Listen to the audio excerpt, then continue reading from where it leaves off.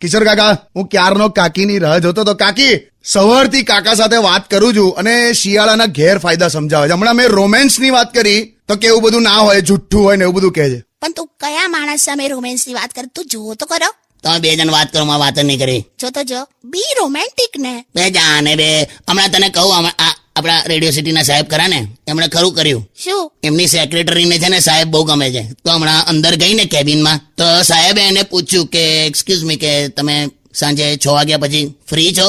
તો પેલી શરમાઈ ગઈ તો કે યસ સર. તો સાહેબે બીજા 70 પાના ટાઈપ કરવા દીધા. બોલ. શું યાર? એટલે રોમેન્ટિક ના થવાય, બી પ્રેક્ટિકલ, કામ પહેલા જોવાનું. પણ શિયાળામાં કાકા તમે કાકી સાથે એકવાર તો રોમેન્ટિક સિચ્યુએશન કરો. એ તું શેનો એક્સાઇટ થઈ જાય? એટલે એકાદ ટ્રાય કરો સિચ્યુએશન, એમ કંઈક બોલો. ઓકે, જાનું બોલો. હું તારી પાસે આવું, તારી પાસે બેસું, કઈ બીજું નહીં પણ બસ તારી આંખમાં બોલો ને. સંતરાનું છોડું નીચવીને ભાગી જવું. છે ને યાર.